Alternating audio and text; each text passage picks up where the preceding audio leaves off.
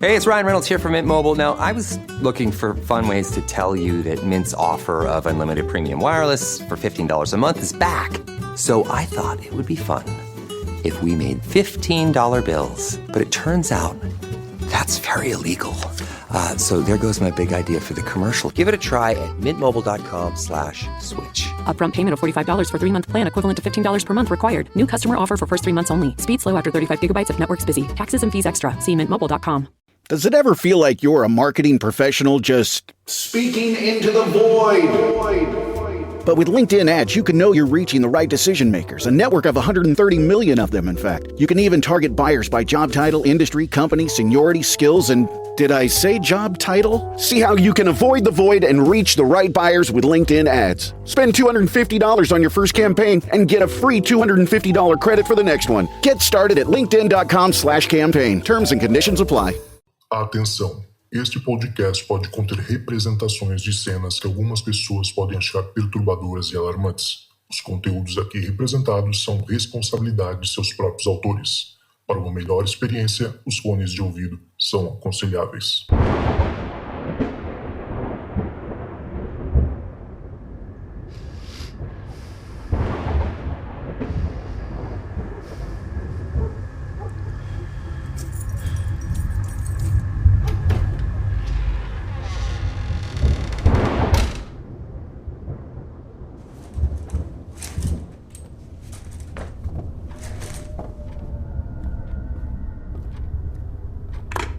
Olá, esta é a caixa de mensagens do Relatos do Além. Você tem 2 novas mensagens. Fala, galera do Relatos do Além, aí Zoucas. Gosto muito do podcast e resolvi mandar os meus relatos de família aí. Meu nome é César, sou de Curitiba. Começando com os relatos que não são meus, mas da minha família, né? Que o meu avô me contava, lá do norte do Paraná. Ele contava que tinha lobisomem lá. Ele falava com tanta convicção que a gente acreditava, até eu e meus primos, quando a gente era mais novo, que diz que uma vez ele escutou barulho no galinheiro. O galinheiro era embaixo da casa. A casa era alta e tinha como se fosse um porão, e que era o galinheiro, uma parte era o galinheiro. Aí escutaram barulhos noite, de madrugada, e quando ele saiu na janela para dar uma olhada, ele viu aquele ser parecendo um lobo, né, só que grande, saindo, porque foi pegar a galinha para comer, né. Aí ele até pegou uma espingarda e deu um tiro, pegou de raspão no bicho. Só que todo mundo da cidade de perto que moravam lá, a cidade era Salto do Itararé, conhecia essa lenda e sabia quem que era o possível lobisomem. E no outro dia apareceu essa pessoa com um ferimento no braço, né? Aí perguntado, desconversou e tal. Mas o meu avô sempre conta essa história aí, diz que é verdade. Outra coisa, nada muito assustador, mas são relatos de família, de coisas sobrenaturais mesmo, assim. Que o meu bisavô, quando ele ficou doente, ele ficou 1 semana internado. Ele morreu numa quinta-feira. Na quinta-feira anterior ao falecimento dele, eu tava em casa à noite, era base de 11 e pouco, meia-noite. E o banheiro não era perto do meu quarto. E eu tinha que passar assim nos corredores e passar por outro quarto que era do meu irmão, que o meu irmão tinha casado e saiu de casa para morar com a esposa. Passava pelo quarto, passava por um quartinho de bagunça e chegava na cozinha, onde tinha à direita do banheiro. E eu sempre fazia esse trajeto no escuro. Eu já ia botando a mão nas paredes e não ficava acendendo. Eu nunca tive medo dessas coisas, até porque eu nunca tinha experiência, né? Aí o que aconteceu? No momento que eu tava indo pro banheiro, eu tava mexendo no computador, aquele tempo, aqueles computadores que você abria uma página e tinha que esperar 5 minutos, 10 minutos carregar. Eu deixei o computador lá, abri a porta do meu quarto e fui fazer esse trajeto nesse corredor extenso até o banheiro. Nisso, passou por mim como se fosse uma nuvem. Não apareceu nada assim, mas na minha cabeça era como se fosse uma nuvem. Branca assim, não tão densa, e ela passou por mim e eu me arrepiei todo, me arrepiei inteiro. Tanto que eu não consegui chegar no banheiro, até por medo, eu não sabia o que era. Voltei pro quarto, fechei a porta, desliguei o computador do jeito que deu, rapidão, e fui dormir. Não queria ficar ali, né, acordado pra talvez ver de novo o que eu tinha visto, mas não foi nada assim de vulto, de aparição, não. Era uma nuvem branca. E sabe quando passa assim, te dá aquela sensação, aquele choque assim, não sei se... Eu não me lembro se me deu algum frio. Só lembro que na hora eu voltei. E quando eu voltei pelo trajeto inverso para trás, eu não senti mais nada. Então foi só que ela passou por mim. E a hora que eu não consegui ir pra frente e terminar meu trajeto até o banheiro, eu voltei. Só que não passei de novo pelo mesmo fenômeno, entendeu? Só que aí no velório do meu bisavô, na quinta-feira seguinte, eu e os primos conversando sobre o acontecido, tal, o que tinha acontecido, foram as doenças que ocasionaram a morte dele. Morreu por falência múltipla, ele tinha 93 anos. Muita saúde, vigorosidade até assim, 2, 3 meses antes do falecimento dele. E quando decaiu a saúde, foi de uma vez só e já faleceu. Aí a minha prima falou assim: nossa, faz exatamente uma semana que o bisavô foi internado. Ele foi internado na quinta-feira, 10 e pouco da noite. Aí até hoje eu não sei se foi ele que foi lá me visitar pra, sei lá, a alma dele, né? Que foi visitar pra se despedir, sei lá. Só sei que eu não tenho explicação pra esse nome. Outra coisa que 2 meses depois que o meu bisavô faleceu, o filho dele, que era meu avô, que era um homem relativamente jovem, com 64 anos, também faleceu. Ele teve um problema com uma hérnia, que ele machucou a barriga, ele bateu com um cabo de uma pá. Ele trabalhava como caldeireiro e ele jogava madeira na caldeira para queimar, sabe? E ele desequilibrou na pilha de madeira e bateu o cabo da pá na barriga e desenvolveu uma hérnia. Aí, no momento que foi fazer a cirurgia depois de alguns dias que ele tinha voltado para casa, ela complicou e acarretou em infecções que culminaram com o falecimento dele. Ele já é relativamente jovem, né? 64 anos, tinha uma saúde boa também. Tinha os cabelos todos pretinhos, não tinha quase, não era grisalho, nada. Tinha bastante cabelo, tudo. Não aparentava assim ser de idade, sabe? A idade que ele tinha. Aí faleceu, sim, repentinamente e tal. Sentimos muito, claro. O meu avô era ótimo pra nós, pros netos, era muito bom. Sempre presente, sempre brincando, conversando. E foi um baque muito grande pra família, assim, sabe? Principalmente porque a minha mãe é a filha mais velha dele. Então, ali, eu, meu irmão, sentiu muito por sermos os mais chegados, né? A gente era muito apegado a ele. E coisa assim de 3, 4 dias depois do falecimento dele, ele apareceu lá em casa. Só que pra minha mãe, né? Como se fosse uma visita, assim. Ela disse que acordou, ele tava na sala, conversando normal com ele. Ela perguntou: como que o senhor tá, pai? Como que é o lugar que o senhor tá? E ele falou assim: eu tô bem, filha, mas é muito escuro. Aqui é muito escuro e eu não tenho uma vela. Eu sou um dos únicos que não tem uma vela. E ele falou pra ela que tinha um papel que a minha avó, esposa dele, tava procurando para dar entrada no processo de pensão, para receber a pensão dele, né? E a minha avó e a minha tia mais nova estavam procurando esse papel, só que ninguém sabia. Eu não sei se era coisa da empresa, alguma coisa assim. E ele falou pra minha mãe, falou, avisa a mãe que o papel que ela tá procurando tá no guarda-roupa, na prateleira tal, embaixo de tal roupa. Minha mãe ligou pra minha avó, pra minha tia na hora, falou, venham pra cá, que é perto, 2 quadras assim. Falou, venham pra cá que eu quero conversar com vocês. A hora que a minha avó entrou na minha casa, que era a casa da minha mãe, né? Eu morava com ela também, porque eu era mais novo. A minha avó sentiu o cheiro do falecido marido dela.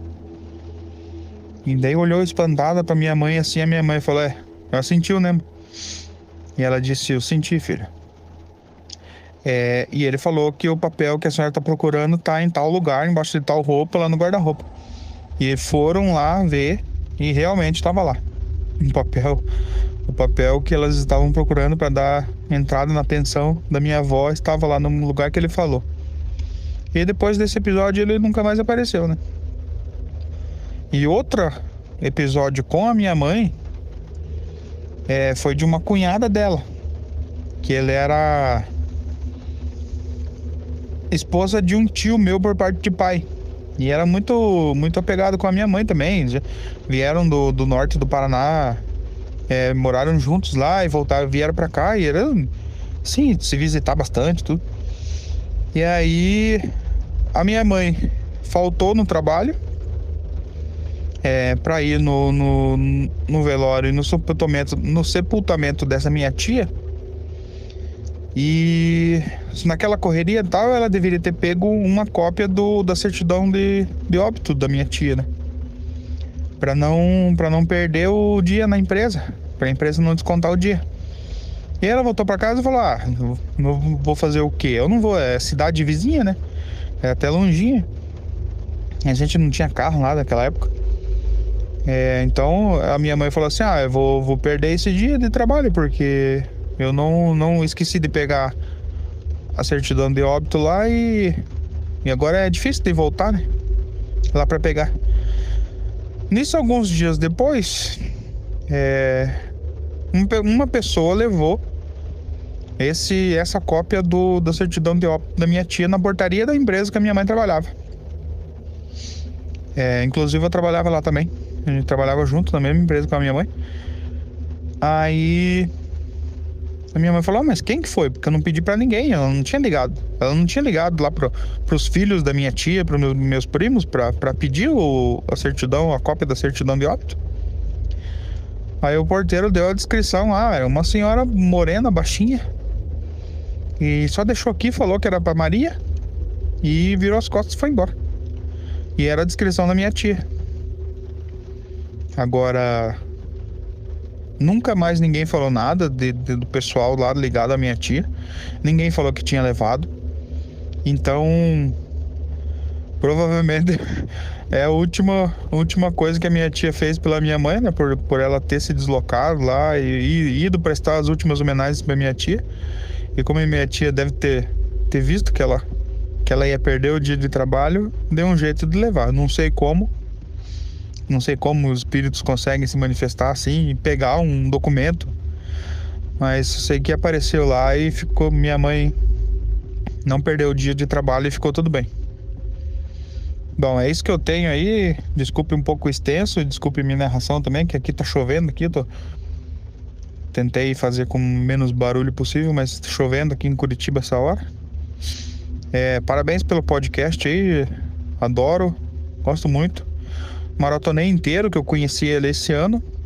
E agora tô no aguardo aí de novos episódios e novos relatos aí. Você tem uma nova mensagem.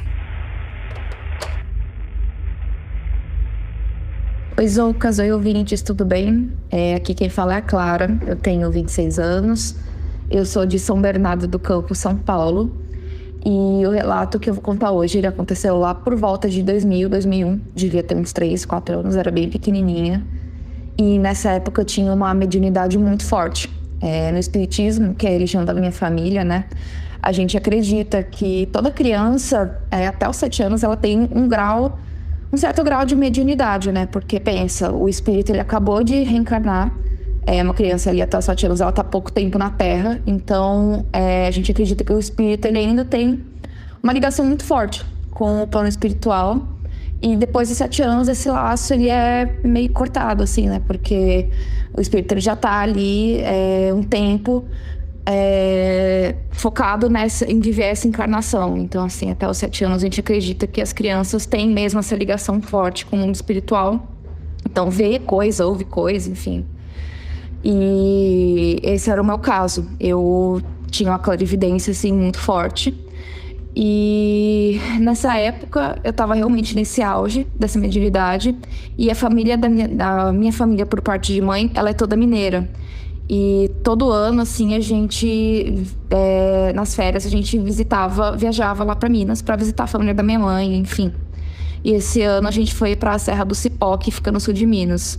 A gente ficou num sítio. E nesse dia, tava todo mundo do lado de fora da casa, conversando, né? E a minha tia, ela viu que eu subi numa árvore e eu fiquei falando sozinha. Aí ela ficou olhando assim, chamou minha mãe pra ver. Yaya, olha a Clara. Yaya é o apelido da minha mãe, né? Yaya, olha a Clara. Aí as duas ficaram assim, me olhando na árvore, tendo assim, altos papos, sozinha. E fiquei muito tempo na árvore conversando. E quando eu desci, elas vieram me perguntar, né? Com quem que você tava falando, Clara? Aí eu falei, eu tava falando com o Brasar. Não sei o nome que eu falei, minha mãe não lembra. Mas ela disse que era um nome muito estrangeiro, um nome tipo russo mesmo. E um nome que, né, não tem a menor condição de uma criança de 4 anos saber, né? Aí eu falei, ele é um soldado e ele tem uma bandeira. E ela falou que eu descrevia como era a bandeira que ele tinha, que ela também não lembra hoje. Mas ela falou que eu ficava descrevendo a bandeira dele, falando que eu era um soldado. Enfim, daí na hora elas acharam estranho, mas assim, relevaram, né? Só que quando a gente voltou pra São Paulo, eu continuei falando do soldado. E minha mãe fala, né, que eu ficava vendo ele em casa, eu ficava vendo ele no quarto, no banheiro. Daí ela falou, agora tá ficando esquisito.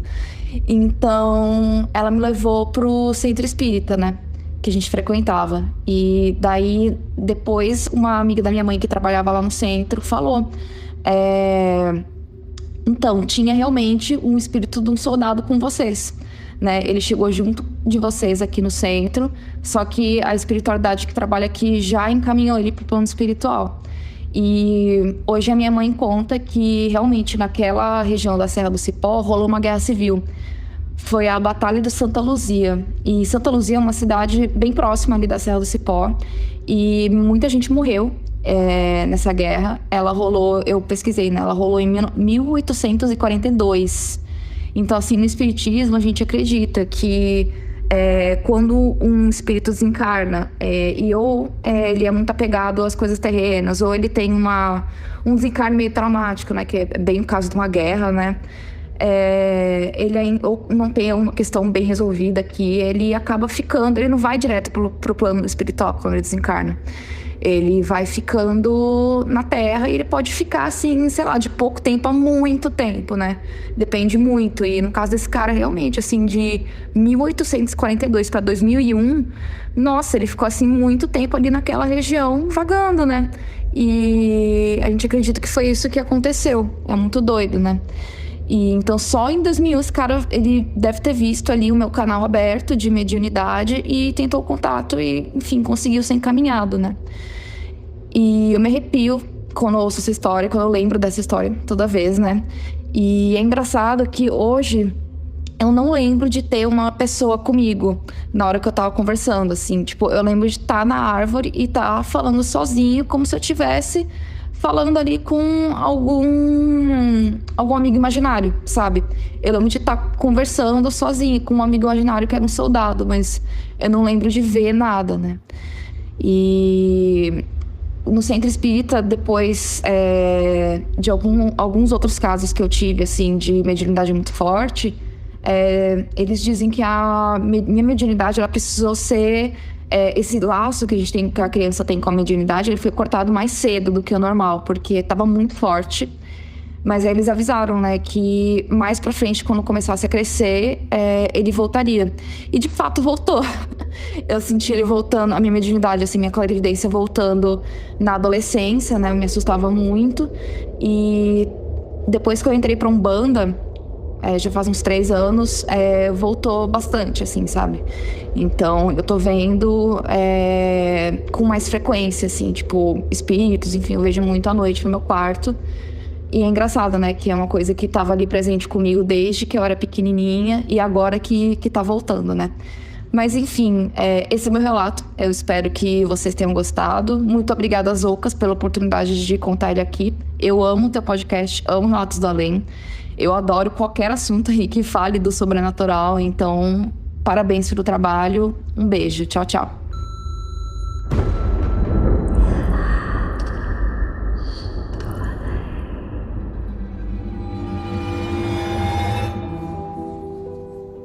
E rapaziada, chegamos ao final de mais um Relatos dos Ouvintes aqui no Relatos do Além. Muito obrigado a você que ficou com a gente e também você que tá apoiando a gente. Galera, falando um negócio pra vocês, realmente a gente tá precisando, eu tô com medo do Relatos do Além acabar por conta da falta de apoio. Então ajuda a gente lá, qualquer valor, galera. Entra no link que tá na descrição ou entra no site www.apoia.se/Relatos do Além e você pode contribuir, entrar no nosso grupo secreto, ouvir nossos relatos especiais, nossos especiais do Relatos do Além, que nem a gente fez 2 anos atrás, o relato do Hans Skinwalker, foi incrível, incrível mesmo, com os nossos amigos. E além disso tudo, também você pode ouvir os relatos que ainda não foram pro ar. É só você entrar no link que tá na descrição aí pelo seu navegador, pelo seu agregador de podcast favorito. E também, se você quiser mandar o seu relato, é muito fácil, entra no meu WhatsApp pelo telefone, que você já sabe que eu não vou nem falar mais, ou então clicando aqui na descrição para cair no papo diretamente comigo. A gente conversa, eu te explico lá, você pergunta como é que faz para mandar o relato e eu vou te mandar um áudiozinho explicando tudo, tá bom? Mas manda assim, ó, sei que tem muita gente aí, Carol, pô, Rafa, Léo, Gabriel, pô, nada a ver, tu falou que ia mandar para mim e não mandou até agora, tô esperando, tô no vácuo, até agora aguardando e vocês não mandaram. Então aproveita agora, é só a chance, manda pra gente lá no WhatsApp, beleza? Só clicar no link da descrição. A gente se vê semana que vem e se tocar o telefone, não tenha medo. O Além pode estar esperando do outro lado da linha.